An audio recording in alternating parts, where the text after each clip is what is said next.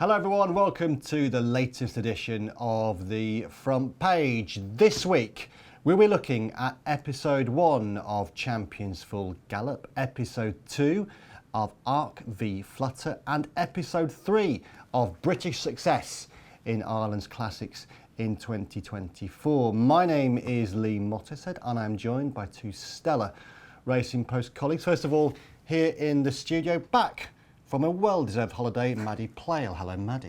Thanks, Lee. Yeah, I feel quite tanned, quite brown. I've actually been in the sun for once rather than sat inside watching the racing. But, you've done well, yeah. You didn't go to Blackpool, did you? No, Nice. So the F1 fan in me got a day in Monaco. That was very cool to walk the track, so to speak. Looking forward to getting back on British Racecourse on Saturday for King George. I should be there with you. James, what about you? How's your week been? James Stevens, our West Country correspondent. Yeah, good. Far from Nice this week. Chepstow on Thursday, Bath on Wednesday. There was a good bit of sunshine this week, so I did get to enjoy that.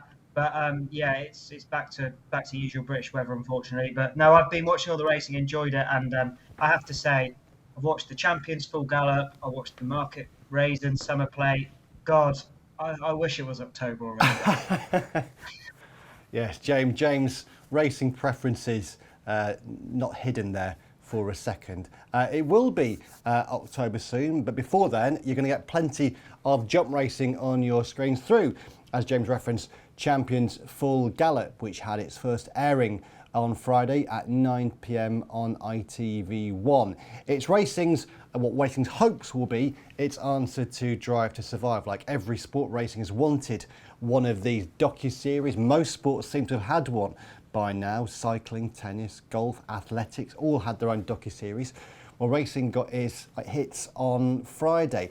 But in a slight difference to most of them, this is being broadcast on a mainstream television platform, not surprisingly ITV, which is also the sport's mainstream television partner. It aired on Friday evening after a screening in London's BAFTA headquarters on Tuesday, where the industry audience watching the programme, alongside a few influencers and celebrities, were very positive in their response to the show. The first edition centres on the King George VI chase. Among the stars who feature heavily in it are Paul Nicholls, Harry Cobden, Nico de Boinville, Gavin Sheehan and Shark Hanlon. Mel Leach, who is the group the joint chief executive and the founder of the South Shore production company, which produced Champions Full Gallop, made clear her view, or two things really. One, that the show wouldn't have been produced without Paul Nicholls, who was vital to getting it off the ground and then getting support from industry participants, and also her view that Harry Cobden could well be the breakout star from Champions Full Gallop. Harry is Hollywood was one of her lines on Tuesday evening. So the programme aired on Friday, with 3 episodes dropping on ITV streaming platform ITVX on Friday as well. There's been, I think, largely a positive response from racing fans, not universal. You wouldn't expect universal. There's also been some criticism within the industry, people saying it's a bit too sanitised, a bit too pro-racing, if you like, and not going into asking some difficult questions of the sport. Others, myself included, have been basically very positive about it. It tells racing's story in a dramatised way. It's much more dramatisation than docuseries from what I've seen so far. I've seen the first 3 episodes. Episode 2 is about the Jockeys' Championship battle between Harry Cobden and Sean Bowen. Episode 3 goes on to the first half of the Cheltenham Festival. In terms of how the show has been received in numbers terms, which is going to be vital to whether we get a second series of Champions Full Gallop. Just some numbers here from how it performed then on Friday evening. It was in the 9 p.m. slot when it was broadcast. It was the second most popular programme on mainstream television. It had an average audience of 875,000 and a peak audience of just over 1.4 million. In terms of comparisons, a repeat of Death in Paradise, which is always popular, massive ratings winner for the BBC, that had an average of 1.8 million and a peak of 2.1 at 9 p.m. Channel 4's 8 out of 10 Cats Does Countdown had an average of 703,000, so about 170 less than Champions Full Gallop. Channel 5 had a programme called Terror at 30,000 feet, which had 680,000, and BBC Two's Highlights from the Open Golf had a 529,000 average. And as a further comparison, ITV also launched a new programme on Saturday night at 9:30, a quite controversial comedy series called Piglets, which had an average of 925,000 and a peak of 989. So average slightly more than Champions Full Gallop, peak much less than Champions Full Gallop. So we are 1 week into the series. James Stephens, you've watched all three like me. What do you think about it? Yeah, I'm with you. I was positive. I think it's very much a racing thing to do, to cry out for a racing docuseries, and the first thing you do is people start to criticise it. It's very, very annoying that that's what happens in this sport. I think jump racing as a whole is a really unique sport. It's very different to flat racing, of course, and it's similar but whatnot. And focusing on those real characters and the urgency and just day in, day out, what life is like. It's exciting, and it's also very different to a lot of sports. One of the interesting things about a racing docuseries compared to Drive to Survive or any of the other mainstream sports is that for a lot of people, racing is a sport they've never really experienced. The best sports documentary I've watched is the Ronnie O'Sullivan one, the snooker one. And I think part of the appeal of that is that I play snooker and I'm rubbish at snooker. And so I watch him go about his business, and I'm fascinated as to how one person is so good at that and I'm nowhere near it. And with racing, the majority of people who've watched that series may not have even sat on a horse, will never have experienced a race or that sort of feeling. So it's very different to what they're aware of. And I think racing has to be sensitive to that. We're dealing with something completely different to the other sports documentaries. But on the whole, it was very positive. Agreed about Paul Nicholls and Harry Cobden. I enjoyed it. I went and watched episodes 2 and 3. I don't want to give too much away, but it was very good.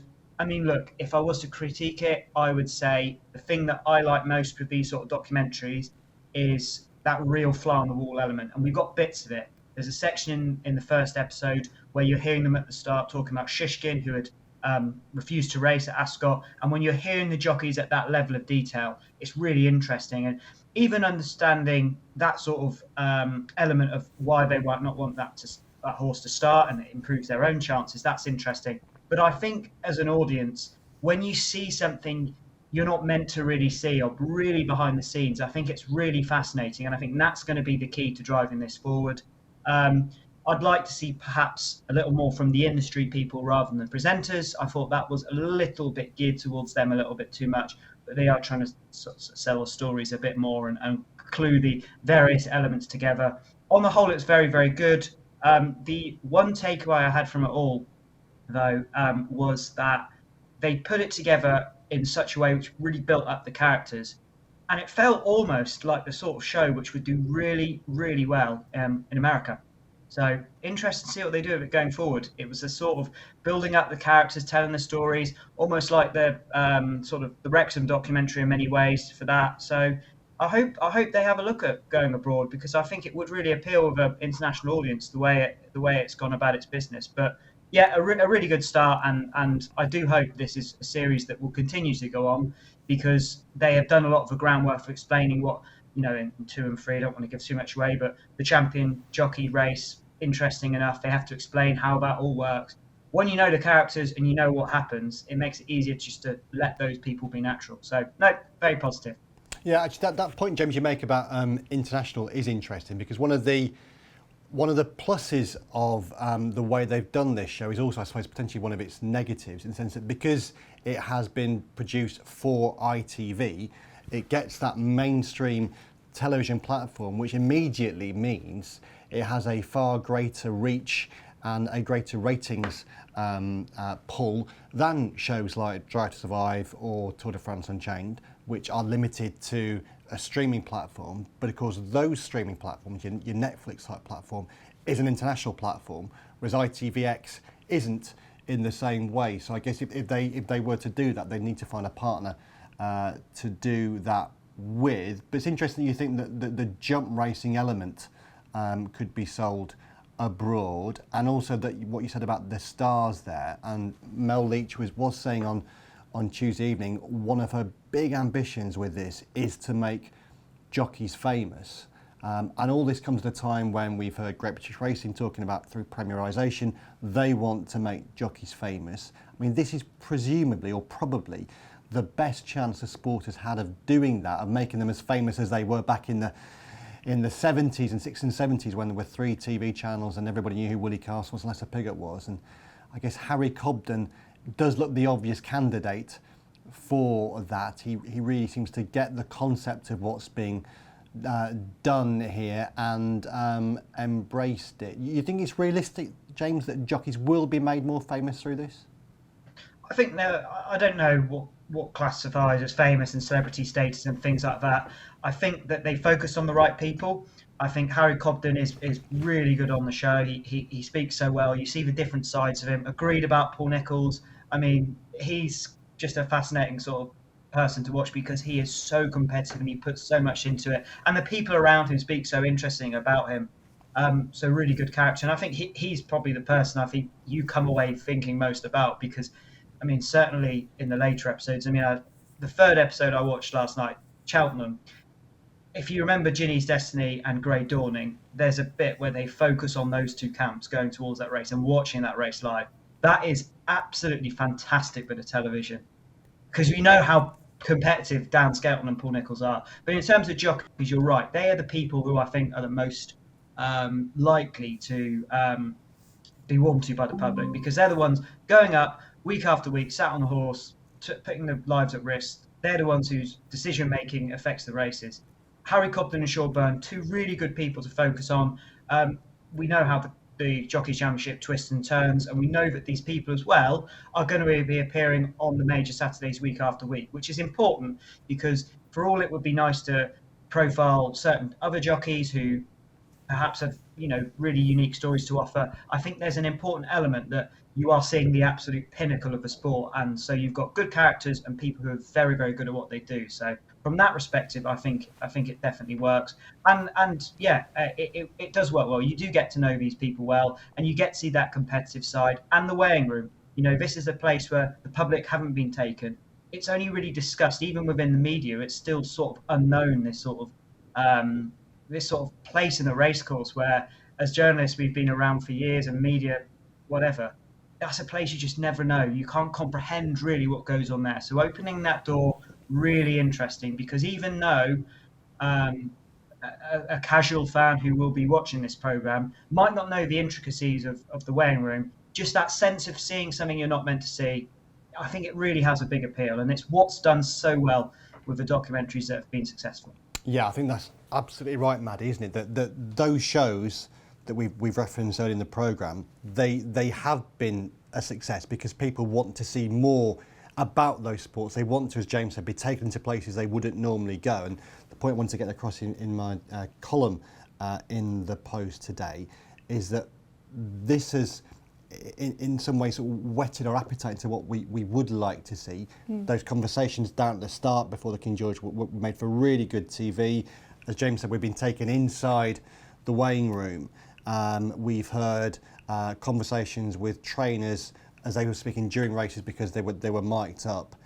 And you do get taken to places that we haven't been before. My point of the column is that we need to convert some of this into what we see in a normal ITV programme. And I'm sure ITV would like to be able to show a lot of this, but it requires the sort of industry participation that has been given for this series. Yeah, and I think in general, to be fairly, the participants within the sport are getting better. Yes. They're understanding that it is almost their responsibility to try and promote the sport and share, you know, pull back the curtain on what even some of us racing journalists might not be aware of. I absolutely agree with both of you in that that's such a fascinating side to any sporting documentary or dramatisation is really getting under the skin of the participants and into their character as well. And I think that's, you know, what makes these programmes so good is that people relate to the people in the show and they feel like they can root for them and follow them, and that makes them want to watch more. As for some of the criticisms, I thought it was quite odd that people were expecting this series to answer some big questions and tackle some meaty topics and that sort of thing. That's not its purpose, in the same way that ITV Racing's purpose isn't the same as Racing TV's purpose. You know, they're for totally different audiences, and ultimately this is to try and attract new fans to the sport. It's an introduction, it's a dramatisation. You're not going to, understandably, rush headlong into negative stories that could garner negative attention. You're wanting to educate people and to grab their attention. And these days, when that's so hard to do through, you know, how quickly we absorb things through social media and how busy we live our lives, you're not going to take a sort of industry approach. You're not going to be deadly serious. You know, at the end of the day, people want to be entertained. They want it to be fun. And I think that's, you know, exactly what we're trying to see here.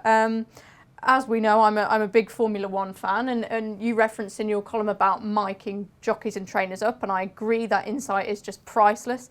We saw it in Saturday's Grand Prix, for instance, in Hungary. Obviously, drivers talk to their teams over the radio, and that's played out for everyone, including the other teams, to listen to. And that was, for one of the reasons why I enjoyed Sunday's Grand Prix so much, because you had team orders. You had one of the team principals saying, you need to give this position back to your teammate, and the driver's saying, no, thank you, I don't want to do that. And to me, that is juicy, it's fascinating, it's funny, it's engaging. And if we had more of that in racing, or even, you know, drivers coming on the radio and saying, this is ridiculous, he did this, he da-da-da-da, it's fun. It's giving you that passion and that fire, which is so magnetic when it comes to sport. It's, you know, ultimately we want to see why people care so much, you know, because then we'll understand and we'll care as well. So the more we can shed light on that passion, the better. And I guess crucial as well, because people will say, well, there have to be safety concerns about when you do this sort of thing, when you start miking people up.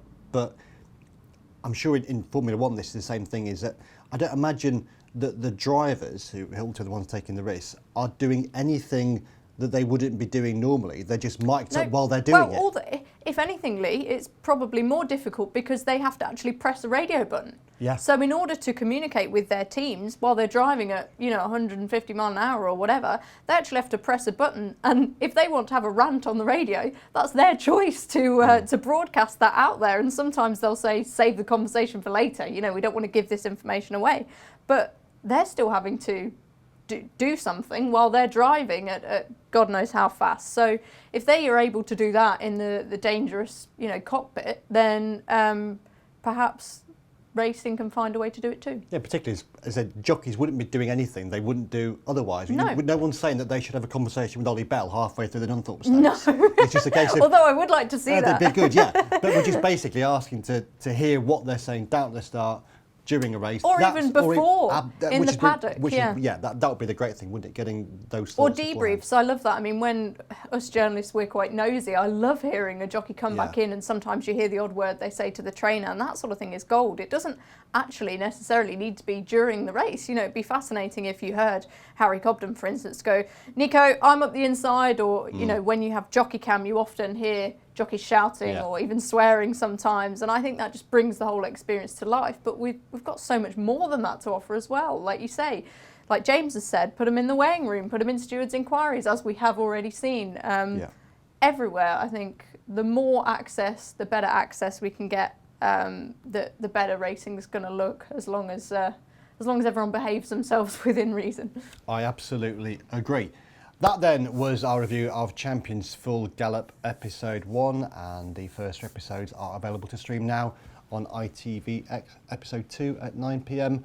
on Friday. Okay, before we move on to story number 2, we are very much encouraging you to consider taking membership of the Racing Post Members Club. Loads of things on there, including tips from Steve Palmer, who had winners at 40-1 and 10-1 in the big golf events on Sunday, including the Open Championship. And not only that, you can also get Steve's thoughts on the Sweet Spot, which will be coming live on Tuesday on Racing Post platforms. This then is the Racing Post Members Club. Get 50% off your first 3 months in the Racing Post Members Club. As a member, you get access to the digital newspaper exclusively available to members the night before. You'll get daily tips from the likes of Pricewise Tom Siegel, Robbie Wilders and Paul Keeley. Enjoy award-winning journalism from the industry's best writers and watch replays from all British and Irish racing now available within the Racing Post app. Subscribe today and get 50% off your first 3 months membership. Welcome back. Part 2 now of the front page, and we are going to James Stephens, who was on the ground at Chepstow this week when, James, it wasn't just the action on the track that was the big talking point. No, unfortunately not. A few weeks on from the media rights war at Bath, which eventually did not happen, we did finally have it at Chepstow on Thursday. Essentially what this is a dispute between Flutter, who own Paddy Power and Sky Bet, and Arena Racing Company, who own a number of racecourses in Britain. And essentially Flutter had said, we don't want to offer anti-post early prices on the racing at Chepstow. So for Thursday's meeting, it was the first time we've seen this, was there were no prices available until about 15 minutes before the off, where they essentially just took the SP. Now, Chepstow was a low-grade card, class 5s and 6. It wasn't the best high-profile card in the world, and the dispute is about how much money is going into, bookmakers are paying into Arena Racing Company, and for what they are getting back out of it. In terms of the offering of a competition, which was very low grade, and also the prize money on offer. Now, Arena Racing Company have said they do not want to reveal what media right payments they are getting, which is a really hot topic within racing at the minute, and the transparency is something that's been called upon. Hugo Palmer, who's going to become the National Trainers Federation boss, he'll be the next one. I'm not sure what exactly it is. He said that he was calling for transparency. The Jockey Club have said earlier this year that they're happy to give media rights transparency. So the real dispute is in terms of the bookmakers are giving this money away and not feeling they're getting value for their product. They call horse racing an unprofitable product, which is really quite a very worrying thing to hear from a bookmaker. It's really concerning. But particularly about what they're getting back. And so this element of prize money is always the hot topic in racing. But the bookmakers now are putting that little bit of pressure on to say, we're giving you a lot of money, we're not seeing it coming back. And just on the ground, it was a big talking point within the trainers. We were competing for fairly poor prize money. That was the general mood. And the mood that Christopher Mason, he spoke really well. He's got a horse called Gilt Edge, horse I'm a big fan of. You'll see a Newport County shirt behind me. Gilt Edge runs in the colours of Newport County. He's won £6,000 for winning 2 races this season. You know, that's not going to cover his fees. It's fairly, fairly poor.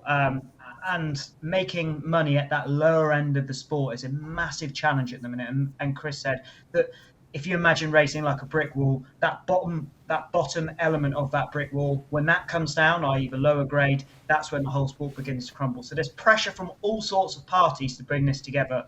But possibly the most worrying element of it all is that there's no sign of a resolution to this dispute yet. No, there is no sign of a resolution. It was going to be fascinating how it plays out over the coming weeks and months. This was round 2. James, you referenced round 1, and there was still an outcome there because, again, Flutter through Sky Bet and Paddy Power only offered SP bets, as they did at Chepstow.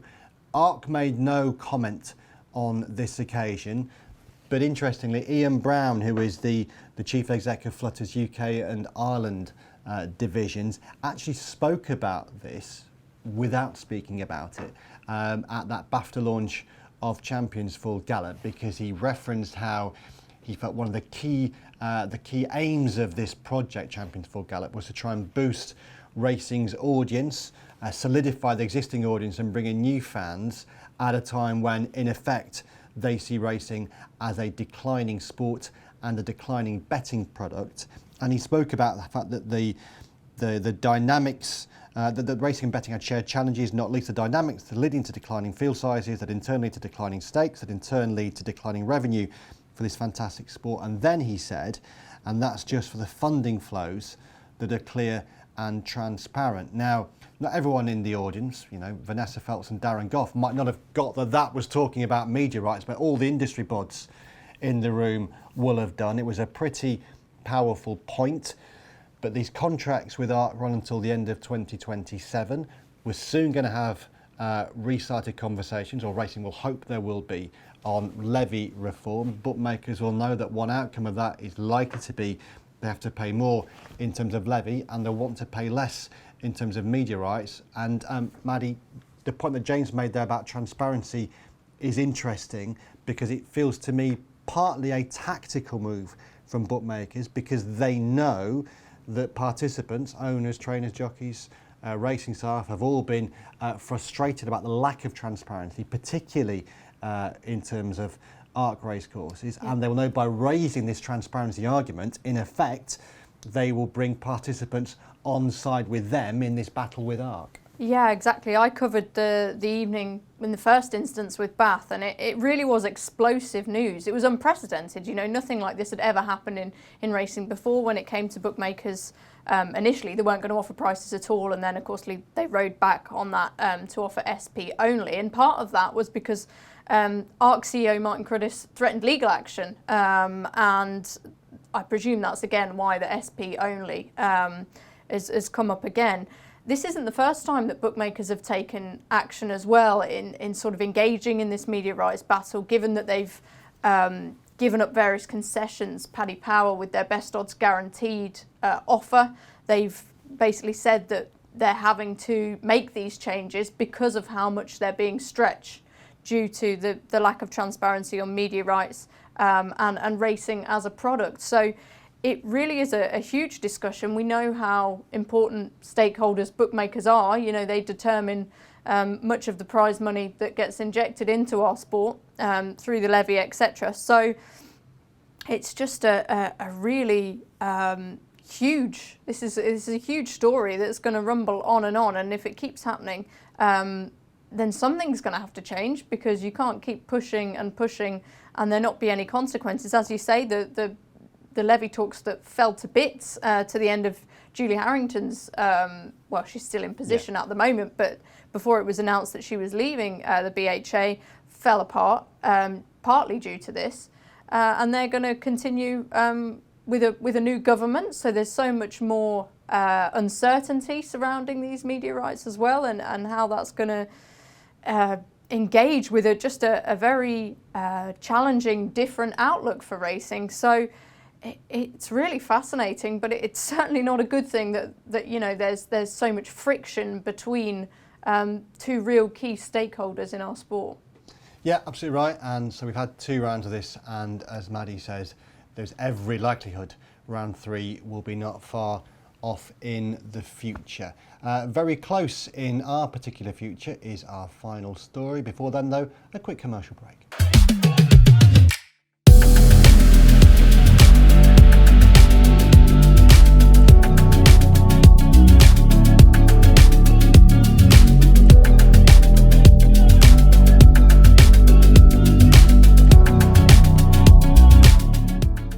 Welcome back to the front page. One more story to look at now. We are going to the racecourse, and firstly, we're going to Ireland's headquarters of flat racing, the Curragh, with Maddie Plale. Yeah, really enjoyed catching up on the Irish Oaks yesterday. Lee, you got to me.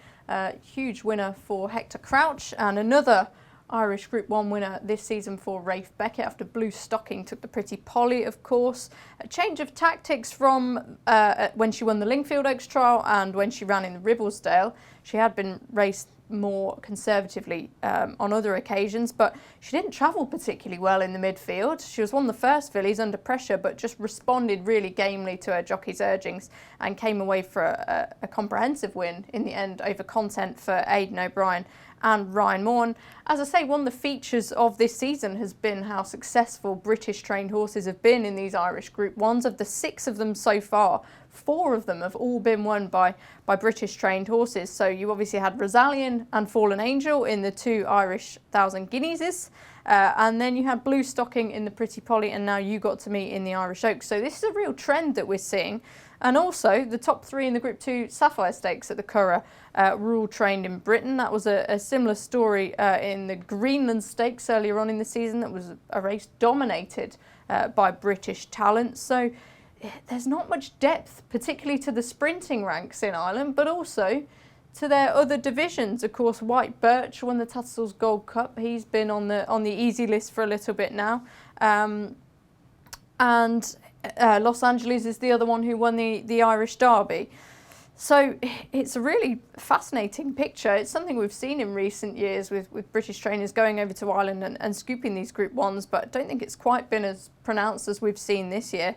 So it'd be fascinating to see in the remaining Group 1s, particularly on Irish Champions Weekend, how we match up again. It was a really interesting race. I thought so many runners. There wasn't a clear standout beforehand. It's quite an open division, that 3-year-old filly division. We saw Port Fairy, the Ribblesdale winner. She was well beaten in the end. As I say, Content took another step forward. She's always been highly regarded. There were eye-catching runs from horses in behind, Purple Lily namely.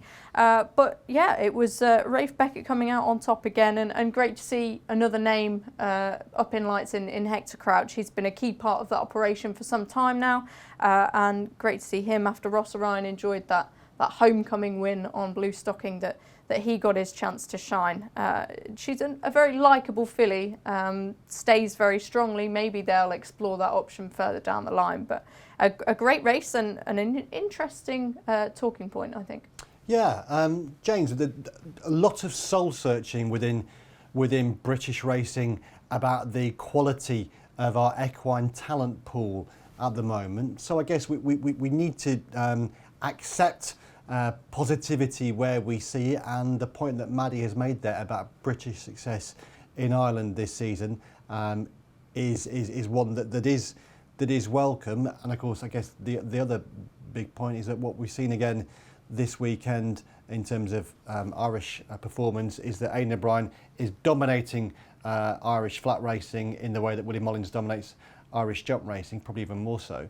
And if you look at those entries as well for the St Ledger, the Betfred St Ledger coming up in September, Aidan O'Brien having 14 of the 25 entries for the race. Only one other Irish trainer has an entry, Jesse Harrington.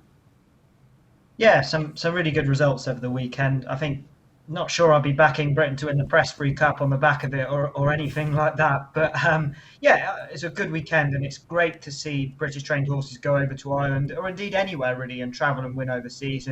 And the fact that some of these good quality horses have gone and won group races away from Britain may be exciting, but we'll see horses going around when the sort of international season kicks into life, which I always think is in the second part of the season. So yeah, some really good results.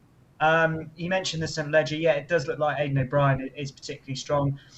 I think for Godolphin had been a real force in those middle distance races in the last few years. Just things haven't quite worked out for Godolphin this season, and you know, it's these big operations. Some years they're very strong, and some years just weaker than the others. I mean, Charlie Appleby had a horse called Diamond Rain, for instance, that I thought, oh, she's going to be a really classy horse. I thought she could be a Group 1 filly, and it didn't work out for her in the Ribblesdale. So these things sort of happen within that division. So I don't read too much into it. I think flat racing is so evolving all the time that you can't get bogged down too much. But Aidan O'Brien, you mentioned him there. Really interesting to think about his season, because he's top of the British Trainers' Championships and has got loads of good horses to run, and could easily make a really bold bid for that, which would be a massive thing for him. In City of Troy, he might win possibly America's biggest race, or the Breeders' Cup's biggest race, should I say. The Breeders' Cup over later in the season, the Breeders' Cup Classic.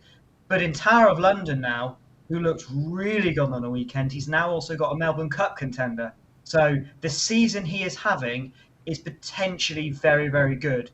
August Rodin runs on Saturday. We think in the King George, all being well. Really exciting horse, classy Derby winner, back to form at Royal Ascot last time. Could go to the King George. He could also go for the Japan Cup. So this season for Aidan O'Brien could be absolutely huge, let alone what he's doing in Britain, globally as well. So I'm interested to see what happens this weekend from that perspective. Yeah, he is the dominant force, but flat racing is continually evolving, and you can't be bogged down too much with one season, because there's another string of horses. Although saying that, Aidan O'Brien did have a horse, the Line in Winter, should I say, who's now the Derby favourite. So maybe it's not going to change too much over the next few years. No, I suspect that's probably right, James. And you throw us forward towards this weekend. Maddie, we've got the King George VI and Queen Elizabeth Qipco Stakes on Saturday. Aidan O'Brien, red hot favourite, August Rodin. We're talking at the minute before the confirmations have come through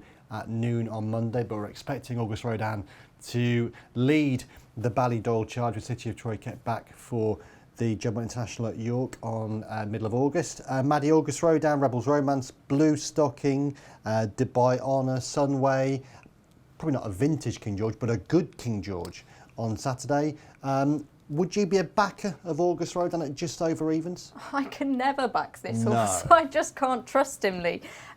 He was so bad in the race last year. Granted, he's going to get different conditions this time around. It's going to be, much quicker, which would seemingly be to his liking.